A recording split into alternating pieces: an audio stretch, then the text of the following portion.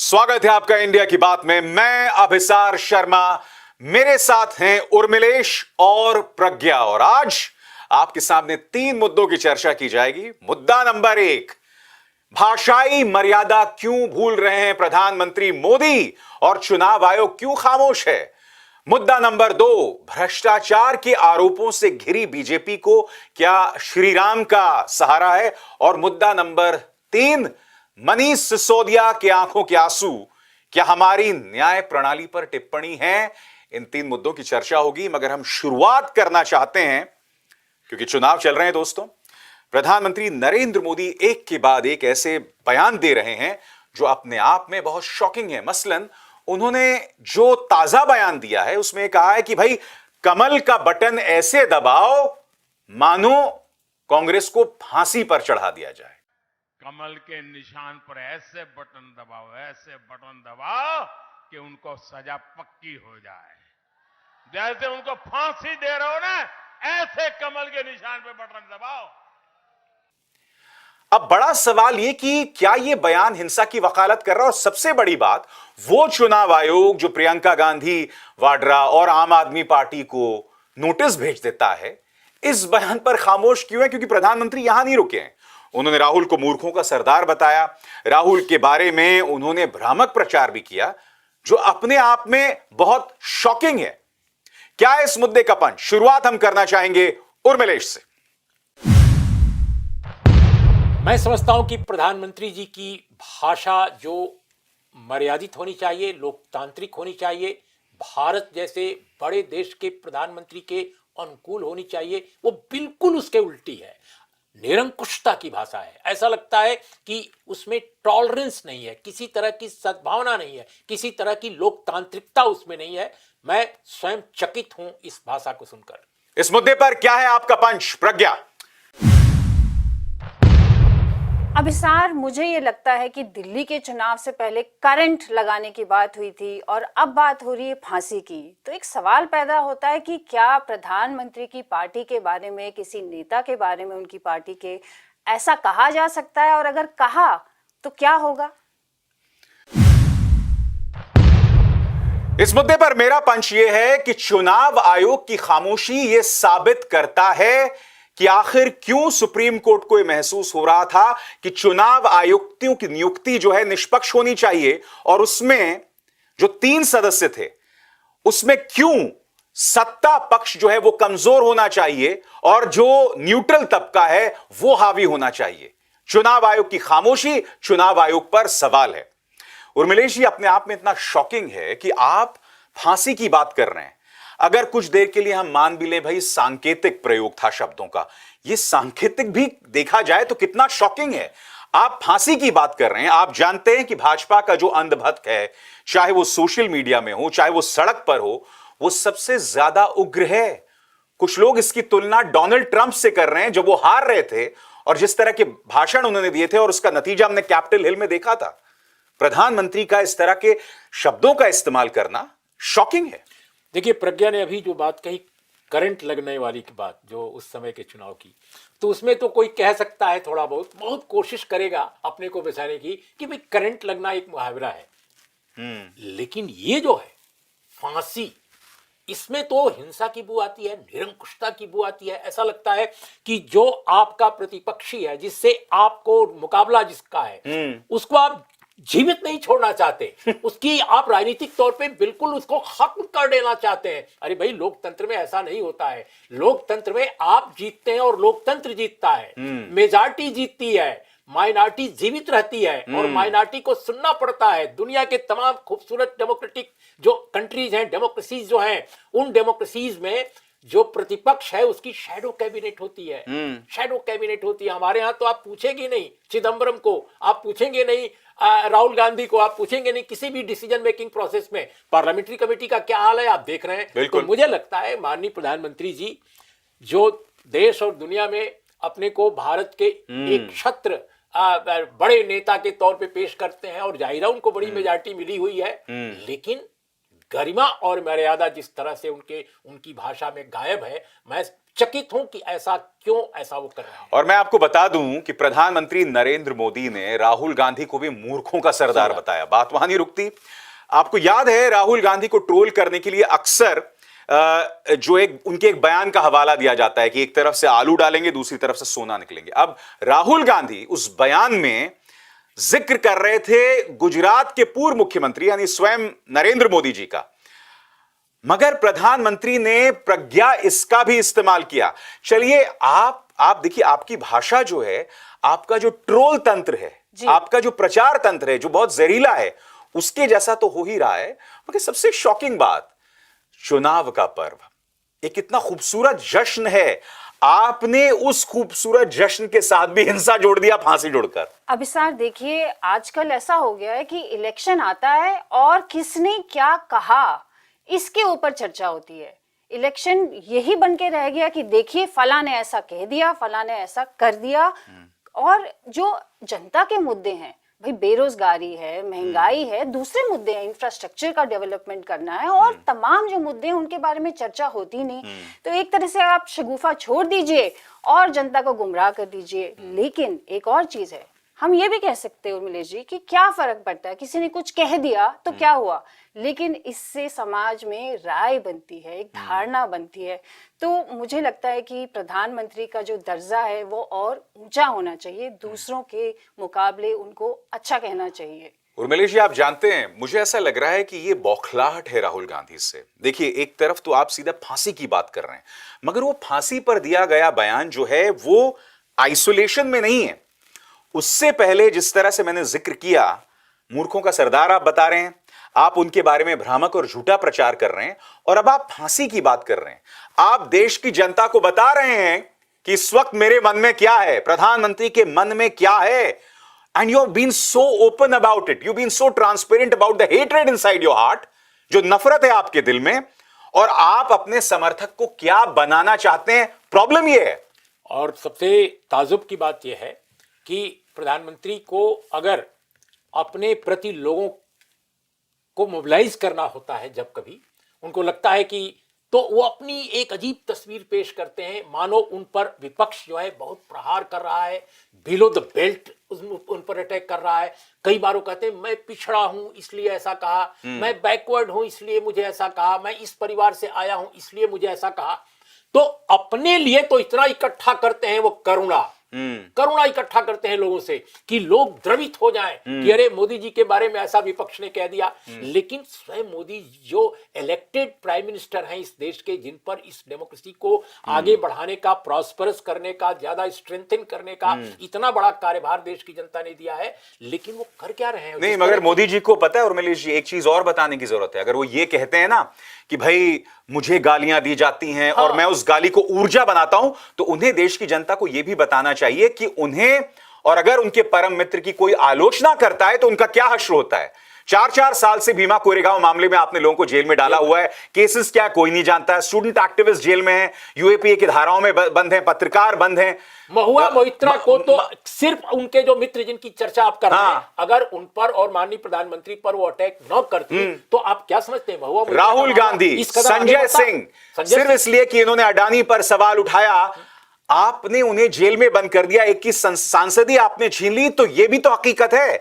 आप क्या करते हैं, पवन खेरा एक बयान देते हैं, जो ट्रेन टारमैक में पहुंच जाती है असम पुलिस, तो आप क्या कर रहे हैं ये भी तो देखिए। और इसकी वजह से देखिए, जब देश के बड़े नेता इस तरह की भाषा बोलते हैं, तो जो ट्विटर पर, फेसबुक पर, व्हाट्सएप पर जिस तरह की भाषा का आप वो तो दिख रहा है, वो तो दिख ही रहा है। जहर कहां से आ रहा है? वो जहर बड़े नेताओं के इस तरह से इंकरेज करने से आ रहा है। अगर आप ही ऐसी भाषा बोलेंगे तो लोग क्या बोलेंगे? जिस तरह की भाषा आपके खिलाफ, मेरे खिलाफ, इनके खिलाफ इस्तेमाल की जा रही है आज सोशल मीडिया पर, वो भाषा कहां से आ रही है? आप बताइए। कम से कम वाजपेयी और आडवाणी इसी पार्टी के थे, लेकिन वो भाषा का संयम इस तरह नहीं खोते थे।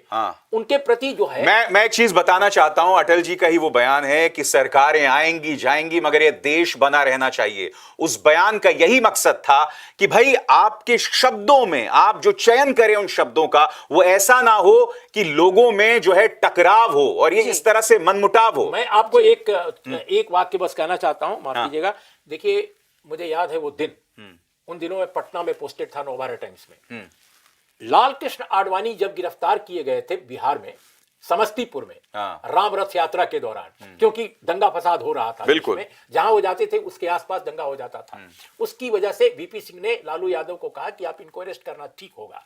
लालू ने परमिशन मांगी थी, अरेस्ट कर लिया। अरेस्ट करके आडवाणी जी को जितने अफसर गए उन्होंने प्रणाम किया, बहुत इज्जत बख्शी, और उनको हेलीकॉप्टर से मसान जोड़ ले जाया गया। वहां के सबसे सुंदर गेस्ट हाउस में, उन दिनों झारखंड बिहार का पार्ट हुआ करता था, और प्रमोद महाजन और आडवाणी जी के लिए सर्किट हाउस के 2 जो कमरे थे सबसे अच्छे वो दिए गए, और उनके परिवार को भी हेलीकॉप्टर से मसानजोर पहुंचाया गया मिलने के लिए। तो एक दौर वो था, और आज हम क्या देख रहे हैं कि आप लोगों को बर्बाद करने पर तुले हुए हैं। बिल्कुल नफरत है विपक्ष से, बिल्कुल विपक्ष से नफरत है, वो हमें एजेंसीज के तेवर में दिखाई देते हैं। मगर बड़ा सवाल ये, हाँ, और प्रज्ञा मैं बात करना चाहूंगा चुनाव आयोग को लेकर। जी, मैंने अपने पंच में भी कहा था कि देखिए, चुनाव आयोग को लेकर सुप्रीम कोर्ट का एक फैसला आया था जिसमें कहा गया था कि चुनाव आयुक्तों का जो चुनाव होगा उसमें प्रधानमंत्री, नेता विपक्ष और चीफ जस्टिस ऑफ इंडिया होंगे। जी। मोदी सरकार ने इसे ही पलट दिया। अब वो चाहते हैं कि इस समिति में 3 लोग हों, मगर प्रधानमंत्री हो, नेता विपक्ष हो और एक कैबिनेट मंत्रिमंडल का एक कैबिनेट मंत्री हो। जी। यानी कि आप पूरी तरह से चुनाव आयोग को कंट्रोल करना चाहते हैं। चुनाव आयोग ने जो पूरी तरह से खामोशी अख्तियार कर रखी है प्रधानमंत्री के भाषणों में, यह बताता है कि वो सुप्रीम कोर्ट का फैसला कितना जरूरी था, किस कदर चुनाव आयोग को निष्पक्ष होने की जरूरत है ताकि वो ऐसे मुद्दों पर कार्रवाई करे। निष्पक्ष इसलिए भी होना जरूरी है अभिसार, जैसे वो मूर्खों का सरदार जो एक कमेंट है, वो भाषा, मतलब वो कौन है मूर्खों का सरदार? मूर्ख कौन है इसमें? क्या वो कांग्रेस पार्टी के कार्यकर्ता है या जनता जो वोट करती है? क्योंकि जनता वोट भी तो कर रही है। आप अपने देश की जनता को मूर्खों का सरदार बोल रहे हैं। एक तरह से यही मतलब निकाला जा सकता है ना, सीधी सीधी बात है कि आप मूर्खों का सरदार, तो मूर्ख कौन? बिल्कुल। तो हमें यह नहीं भूलना चाहिए कि जब आप इस भाषा का इस्तेमाल करते हैं तो आप एक व्यक्ति के खिलाफ भीड़ को खड़ा कर रहे हैं। और ये ना भूलें, ये जो प्रोपेगेंडा चलता है, आप ना सिर्फ नेता के खिलाफ, चलिए राहुल गांधी के पीछे पूरी एक कांग्रेस की भीड़ है, मगर यहां जो पत्रकार बैठे हैं, आप हमें भी टारगेट करते हैं, हमारे बारे में भी झूठा और वाहियात प्रोपेगेंडा चलाते हैं। हमारे पीछे तो कोई नहीं है ना जो हमारे बचाव के लिए आएगा, मगर आप लगातार इस नफरती भाषण से, इस नफरती बयान से, इस प्रोपेगेंडा से भीड़ खड़ी कर रहे हैं लोगों के खिलाफ, जो अपने आप में बहुत शॉकिंग है। तो अब हम रुक करना चाहेंगे अपने दूसरे मुद्दे का, और दूसरा मुद्दा बहुत जरूरी है। 3 वीडियो सामने आ गए हैं नरेंद्र तोमर के बेटे देवेंद्र तोमर के, जिसमें कथित तौर पर 100 करोड़ 500 करोड़ की बात की जा रही है, तमाम चीजें हो रही हैं। जिस व्यक्ति ने वो वीडियो बनाया वो भी सामने आ गया है, वो गांजे की खेती तक की बात कर रहा है, मगर नरेंद्र तोमर उस मुद्दे पर खामोश हैं। एक छोटा सा ट्वीट देकर वो निकल जाते हैं। तो कहने का अर्थ यहां पर यह है, उस सवाल का वो जवाब दे नहीं रहे हैं, उनकी जवाबदेही नहीं है, प्रधानमंत्री खामोश है, मगर अचानक राम के मुद्दे को भुनाया जा रहा है। भाजपा को लग रहा है कि भाई जनवरी में प्राण प्रतिष्ठा होने वाली है तो तापमान को बढ़ाया जाए, यानी कि राम का इस्तेमाल राजनीति के लिए। क्या है इस मुद्दे का पंच, बताएंगी प्रज्ञा। सीधी सी बात है कि राम या किसी और देवी देवता भगवान को लेके विरोधाभास पैदा करने की कोई जरूरत है ही नहीं। करप्शन अपना मुद्दा है और आपकी भक्ति किसी भी भगवान, किसी भी डेटी गॉड की तरफ, वो आपका अपना मुद्दा है। तो ये तो मतलब सरासर एक तरह से लोगों को झुठलाना हुआ ना कि आप करप्शन को छुपा रहे हैं और भगवान की बात कर रहे हैं। बताइए उर्मिलेश जी, क्या है इस मुद्दे का पंच? देखिए, मैं समझता हूं कि एक जुमला उछला था, न खाएंगे न खाने देंगे। अब यह लग रहा है कि सिर्फ यह है कि हम खाएंगे, लेकिन आवाज करोगे, बोलोगे तो जेल भेज देंगे।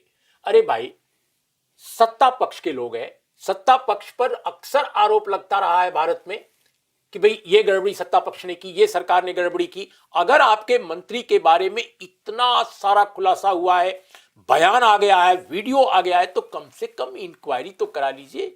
दूसरा कोई होता तो आप सीधे जेल भेज देते। ये हाल है। इस मुद्दे पर मेरा पंच ये है कि भाई वीडियो की जांच करवाइए, खामोशी तोड़िए। और सबसे शॉकिंग, दुबई में बैठा कोई शुभम जो है वो कहता है कि मैंने भूपेश बघेल को 500 करोड़ दिए, उस पर आप केस दर्ज कर देते हैं।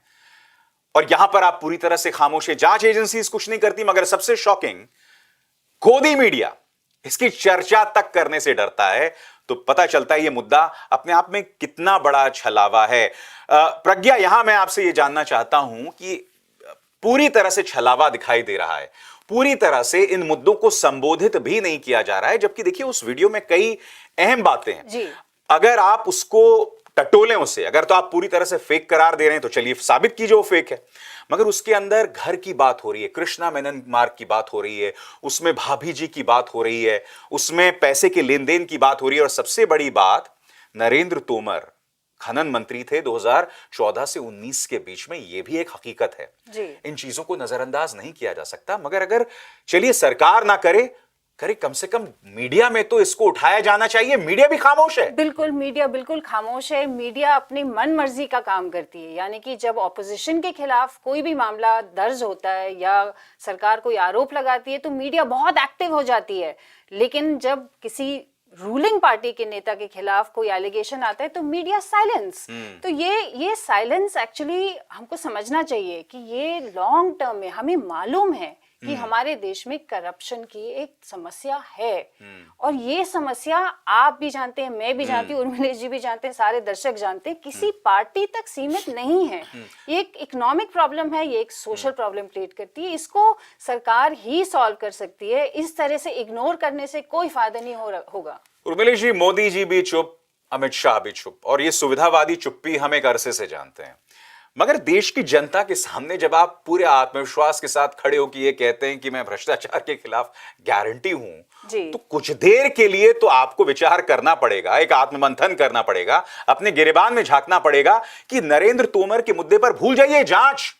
मेरे ख्याल से उन्हें तलब भी नहीं किया गया, कहीं पर देखिए, सवाल भी नहीं पूछा गया है। देखिए, इसकी वजह यह है कि हमारे डेमोक्रेसी में या दुनिया की किसी भी डेमोक्रेसी में इस तरह के जो मुद्दे उभरते हैं, कोई भी समस्या आती है तो मीडिया में जब बात जाती है, मीडिया के थ्रू समाज में जाता है, समाज में चर्चा होती है, हलचल होती है, और फिर सत्ता पर एक दबाव समाज बनाता है, और तब सत्ता हरकत में आती है अगर वो स्वयं सेंसिटिव नहीं है तो, अगर वो स्वयं संवेदनशील नहीं है तो। मीडिया का ये बड़ा काम है, लेकिन आज मीडिया कर क्या रहा है?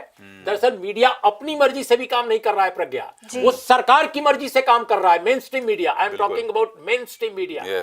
और ये बात भी भारत के समाज तक नहीं जाती, इस मंत्री की कहानी या इनके बेटे की कहानी। मैं नहीं कह रहा हूं कि सच्ची कहानी है, लेकिन यार पता तो चलना चाहिए कि सच है कि गलत है।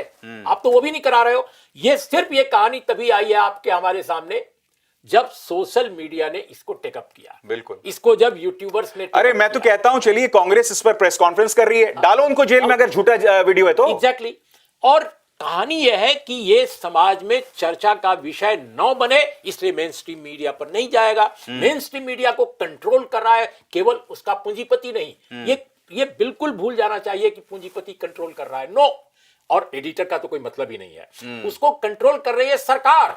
और जो पूंजीपति है वो सरकार का पिछलग्गू है, सरकार जो कहती है वो कारपोरेट मानता है। तो दिस इज द सिचुएशन अपने देश की। और प्रज्ञा, हो क्या रहा है? समानांतर तौर पर हम देख रहे हैं मुख्यमंत्री आदित्यनाथ जा रहे हैं, कह रहे हैं, याद दिला रहे हैं 1992 की घटना की, जब बाबरी गिराया गया था, उसकी याद दिला रहे हैं।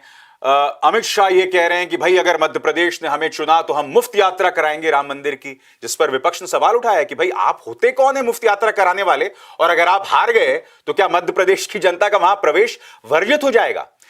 राम का इस्तेमाल तो किया जा रहा है, मगर गरिमाओं को किस तरह से लांघा जा रहा है राम को लेकर भी। देखिए, उस बाबरी मस्जिद को गिराने के बाद तो बीजेपी हार गई थी, तो वो क्या याद दिलाना चाह रहे हैं?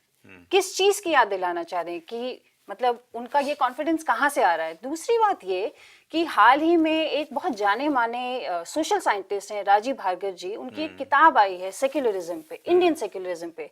तो उन्होंने कई इंटरव्यूज में कहा है कि जहां धर्म की बातें ज्यादा होती हैं, उसका वर्चस्व बढ़ता है, तो उसके साथ साथ पीछे पीछे आपको सेक्युलरिज्म की बात करनी ही पड़ेगी।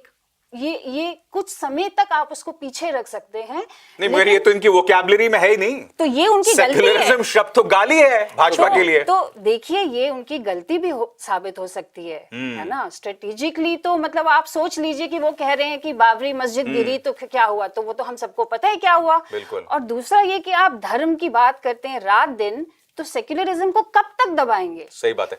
उर्मिलेश जी, हम जानते हैं 22 जनवरी को प्राण प्रतिष्ठा होने वाली है। हम लगातार देख रहे हैं अमित शाह क्या बयान दे रहे हैं, आदित्यनाथ जी प्रधानमंत्री क्या बयान दे रहे हैं। मैं आपसे एक सीधा सवाल पूछना चाहता हूं, क्या आपको लगता है कि जैसे जैसे हम लोकसभा चुनावों की तरफ जाएंगे, 22 जनवरी को एक स्टैंड पॉइंट हमें दिख रहा है प्राण प्रतिष्ठा का, क्या आपको लगता है कि तापमान बढ़ाया जाएगा श्री राम को लेकर? और क्या आपको लगता है कि ये जो मामला है चुनावी लाभ के तौर पर आ सकता है? क्या भाजपा को ऐसा लगता है, क्या इसमें एक चुनावी लाभ है, दिखता है भाजपा के लिए? देखिए अभिसार, मेरा ये मानना है, मैं संयोगवश उत्तर प्रदेश से आता हूं और फैजाबाद अयोध्या जहां है उसके आसपास ही मेरा भी घर है, बहुत दूर नहीं है, ईस्टर्न यूपी में। मेरा ये मानना है कि इसका असर आसपास के कुछ इलाकों में पड़ सकता है, कुछ समाजों में पड़ सकता है, कुछ समुदायों में पड़ सकता है। पूरे देश पर इसका असर बिल्कुल नहीं पड़ेगा। कितनी बार आप शिला पूजन का असर डालेंगे, कितनी बार आप राम मंदिर के नाम पर वोट लेंगे, बहुत बार हो चुका भाई, इतनी बार हो चुका है कि आप उसकी कल्पना नहीं कर सकते। मेरे को ऐसा लगता है कि इनको डर इस बात का है कि ये जाति जनगणना का जो इशू उत्तर बिहार में शुरू हुआ है और वो उत्तर प्रदेश की जनता को भी प्रभावित कर रहा है, दूसरे और हलकों को प्रभावित कर रहा है, उसको काउंटर करने के लिए इसको इतना बढ़ा चढ़ा कर, यानी कि मंडल के जवाब में कमंडल। एग्जैक्टली। और उसके जरिए राम, और साथ में राम के जरिए प्रधानमंत्री मोदी का अपना करिश्मा बढ़ाना। तो ये उनकी कोशिश है। मुझे लगता है इस कोशिश में वो बुरी तरह फेल करेंगे, क्योंकि लोग आज ही जा चुके हैं कि कितनी बार आप मेरा मतलब समाज का, भाई उनका रोजगार का प्रश्न है, उनकी, आप मध्य प्रदेश का इलेक्शन देख लो ना, वहां पर बीजेपी के लोग कह रहे हैं अब तो रीवा और सतना के इलाके में, जहां लगातार, या ग्वालियर वगैरह के इलाके में जो बीजेपी के अपने जो बंदे हैं, नेता हैं, वो कह रहे हैं कि भाई हमसे तो लोग कह रहे हैं कि रोजगार नहीं मिला है। शिवराज सिंह चौहान ने कहा कि हम इतना आपको देंगे। तो मुफ्त में आप बहुत सारी चीजें लोगों को दे रहे हो, आप कह रहे हो रोजगार का भत्ता भी कई लोग दे रहे हैं, लेकिन रोजगार नहीं दे रहे हैं। तो आप एक समाज को निखट्टू समाज बना रहे हो। एक शब्द है ना, निखट्टू समाज, निखट्टू रहे। आप ऐश करें, आपके बेटे बेटियां ऐश करें, विदेश के यूनिवर्सिटीज में पढ़ें, लेकिन अपने देश के जो बच्चे हैं वो पढ़ाई ठीक से ना कर सके, यूनिवर्सिटीज को डिस्ट्रॉय कर दें, नौकरियां ना हो, कहें कि तुमको 2000 रुपया देंगे। अरे कमाल का समाज बना रहे हो भैया। ये किस तरह का इंडिया है, किस तरह का भारतीय समाज बना रहे हो? सही कह रहे हैं आप। प्रज्ञा, बहुत संक्षिप्त में, इसके पहले कि मैं अपने तीसरे मुद्दे का रुख करूं, क्या आपको लगता है, मुझे याद है जब गांधी मैदान में तेजस्वी यादव ने भाषण दिया था और उन्होंने बहुत ही आसान शब्दों में जनता से पूछा था कि भैया तुम्हें हिंदू मुस्लिम चाहिए या नौकरी चाहिए? क्या आपको लगता है कि विपक्ष के नेताओं का यही पंच, यही एक तरह से राजनीतिक दस्तक होनी चाहिए आने वाले समय में, अगर हम विपक्ष की राजनीति करें तो? बिल्कुल अभिसार, अगर आपने अपने आइडियोलॉजिकल मोरिंग्स को आपने खो दिया, एज ऑपोजिशन आप सॉफ्ट हिंदुत्व वगैरह वगैरह हिंदुत्व करने लगे, तो आपके लिए नुकसान ही होगा। अब इलेक्शन में रिजल्ट क्या आता है उसमें कई फैक्टर्स होते हैं, वो हम अभी कह नहीं सकते, लेकिन सीधी सी बात है कि अगर आप आइडियोलॉजिकली कॉम्प्रोमाइज करेंगे तो फिर आपको इलेक्टोरली भी कॉम्प्रोमाइज करना ही पड़ेगा। चलिए, अब हम रुक करते हैं तीसरे मुद्दे का। वो तस्वीर आपको याद होगी जब मनीष सिसोदिया को इजाजत दी गई थी 6 घंटों के लिए अपनी बीमार पत्नी से मिलने के लिए। वो बाहर आते हैं, उनकी आंखों में आंसू होते हैं। जाहिर सी बात है, भारतीय जनता पार्टी इस तस्वीर पर भी जश्न मना रही है, भ्रष्टाचारी के साथ अच्छा हुआ, ऐसा हुआ, ये तमाम बातें कही जा रही हैं। मगर हम ये ना भूलें कि जब सुप्रीम कोर्ट में मामला सामने आया था तो जिरह के दौरान सुप्रीम कोर्ट ने यह तक कहा था कि यह मामला 2 मिनट नहीं टिकेगा अदालत में, और रिश्वत के कोई प्रमाण नहीं है। ये तमाम बातें जिरह में हैं और हम सब जानते हैं कि prevention of money laundering act, इसमें पुख्ता सबूत की बहुत जरूरत है। आज मनीष सिसोदिया की आंखों के वो आंसू, क्या हमारी न्यायिक प्रक्रिया पर टिप्पणी है? क्या है इस मुद्दे का पंच? बताएंगे उर्मिलेश। देखिए, मनीष सिसोदिया के मामले में निस्संदेह आप जो कह रहे हैं सही है, लेकिन मेरा कहना है कि मनीष सिसोदिया के अलावा अनेक ऐसे लोग हैं, स्वयं उनकी पार्टी के संजय सिंह जी हैं और भी बहुत सारे लोग जो महाराष्ट्र में हैं, जो राजनीतिक रूप से, वैचारिक रूप से मौजूदा सत्ता को बेहद नापसंद है, उनको जेलों में ठूंस कर रखा गया है झूठे मामलों में, और न्यायिक प्रक्रिया लगातार डिले करती रहे, ये सरकार की मंशा है। मुझे लगता है उनको न्याय देर सवेर जरूर मिलेगा। प्रज्ञा, क्या है इस मुद्दे का पंच? अभिसार, सीधी सी बात है, पत्रकारों का काम है कि वो कोर्ट के डॉक्यूमेंट देखें, इस केस को देखें, इन्वेस्टिगेशन को देखें और जनता तक पहुंचाएं सही इंफॉर्मेशन। लेकिन मन मर्जी, फिर वही बात कि जो उनको अच्छा लगता है सुनने में किसी भी वजह से, वो हमें वही बताते हैं और निष्पक्ष पत्रकारिता इस मामले में हो ही नहीं रही है। इस मुद्दे पर मेरा पंच ये है कि हमें नहीं भूलना चाहिए कि जब विपक्षी दलों का नेतृत्व करते हुए Abhishek Manu Singhvi chief justice of India DY Chandrachud के पास गए थे कि भाई किस तरह से जांच एजेंसीज हम पर हमला बोल रही थी, तो उन्होंने कहा था कि देखिए, हम एक ब्लैंकेट आदेश नहीं जारी करेंगे जांच एजेंसीज को लेकर, इकलौते मामले जब आएंगे तो वो लेकर आइए हमारे साथ। अब इकलौता मामला आया था, उसमें जिरह में हमने सुप्रीम कोर्ट की टिप्पणी भी देखी थी, मगर नतीजा ये। तो सुप्रीम कोर्ट का यहां पर एक तरह से फर्ज बनता है कि वो कम से कम ऐसे मुद्दों पर पारदर्शी तरीके से कदम उठाए, क्योंकि देखिए, मुद्दा यहां सिर्फ नाइंसाफी का नहीं है। मुद्दा यहां है कि अगर एक के बाद एक के बाद एक करके इस तरह से विपक्ष के नेता जेल में ठूसे जाते रहेंगे तो आपका लोकतंत्र तो छलावा हो जाएगा ना। अभी सर, आप सही कह रहे हैं, लेकिन जो न्याय का दर्शन है, आइडिया ऑफ जस्टिस जो है, दरअसल वो वैक्यूम में नहीं है, शून्यता में नहीं है, वो अभी समाज सापेक्ष है जी। जितना लोकतांत्रिक, जितना न्यायिक आपका समाज बनेगा, जितना न्यायिक और जितना जुडिशियस आपकी बौद्धिक जगत आपका होगा, उतनी ही बेहतर आपकी न्यायपालिका होगी। दुनिया में आप कहीं भी जाइए, देख लीजिए, जो बेहतर डेमोक्रेटिक कंट्रीज हैं, डेमोक्रेसीज जहां पर बेहतर हैं, वहां पर न्यायिक व्यवस्था भी बेहतर है। इसलिए मैं अपने देश के न्याय तंत्र पर कोई कमेंट किए बगैर हम अपने न्याय व्यवस्था का सम्मान करते हैं, लेकिन इसके बावजूद हम ये कहते हैं कि हमारा समाज जैसा है वैसा ही हमारा न्याय है, वैसा ही हमारा राजनीतिक तंत्र है, वैसा ही हमारा मीडिया है। ये न्यायिक विधान को चलाने वाले लोगों पर बहुत बड़ी जिम्मेदारी है कि कैसे वो सबको लीड कर सकें और भटके हुए जो कंपोनेंट्स हैं समाज के, उनको कैसे वो भटकाव से रोक सकें। अब जैसे आपने एक उदाहरण दिया इलेक्शन कमीशन का, न्यायिक व्यवस्था ने बहुत बेहतर सुझाव दिया था, लेकिन सरकार ने कहा कि नहीं, हम नहीं मानेंगे। अब आप बताइए कि अगर आयोग जो है, चुनाव आयोग भारत का, वह गवर्नमेंट के किसी डिपार्टमेंट की तरह बन जाएगा, यानी सिर्फ प्राइम मिनिस्टर तय करेंगे कि कौन कमिश्नर बने इलेक्शन का, तो कैसे वो न्यूट्रल एम्पायर होगा? तो ये कोशिश जरूर कर रही है न्यायपालिका, लेकिन वो कोशिश कामयाब नहीं हो रही है। प्रज्ञा, देखिए, ठीक है, उर्मिलेश जी ने बहुत ही डिप्लोमेटिक अंदाज में कहा कि हम न्याय प्रक्रिया पे सवाल नहीं उठा सकते और उठाना भी नहीं चाहिए, मगर देश की जनता कुछ चीजें देख रही है। और मैं स्पष्ट कर दूं, जब मैं ये बात कह रहा हूं तो मैं नहीं कह रहा हूं कि भाई फैसलों का उन घटनाओं से कोई संबंध है जो मैं अभी बताने वाला हूं। रिटायरमेंट को कूलिंग ऑफ पीरियड भी नहीं होता और रंजन गोगोई जो है वो राज्यसभा भेज दिए जाते हैं भाजपा की मदद से। जस्टिस अशोक भूषण एनसीएलटी के प्रमुख बता देते हैं, no cooling off period. Abdul Nazir जो है वो तेलंगाना के राज्यपाल बना दिए जाते हैं। जस्टिस शाह जो हैं वो प्रधानमंत्री नरेंद्र मोदी की भूरी भूरी प्रशंसा करते हैं। जब देश की जनता के सामने ये तमाम प्रश्न आते हैं, इसलिए बहुत जरूरी हो जाता है कि भाई न्यायपालिका भी उन पैमानों पर खरी उतरे जिन पैमानों पर हमारी राजनीतिक व्यवस्था और मीडिया को खड़ा किया जाता है। जी, देखिए अभिसार, कानून आप कितना ही अच्छा बना लें, लेकिन उसका जिनको पालन करना है और जिन्होंने करवाना है, आपके एग्जीक्यूटिव, आपके इलेक्टेड जो रिप्रेजेंटेटिव्स हैं, उनकी क्वालिटी से डिटरमिन होता है जस्टिस सिस्टम आपका। वो इससे हम भाग नहीं सकते कि अच्छे से अच्छा कानून भी मिसयूज जिसे हम कहते हैं हो सकता है, और कानून ना भी हो तो भी जस्टिस दिलाया जा सकता है जनता को, क्योंकि ये हमारे देश में एक नई प्रॉब्लम आ रही है कि जो मीडिया है उसका काम है ये कि वो कॉम्प्लिकेटेड चीजों को सिंपल करें, आपको बताएं। अब देखिए, जस्टिस स्लो ही होता है। स्पीडी जस्टिस का मतलब कैंगरू कोर्ट नहीं चाहिए।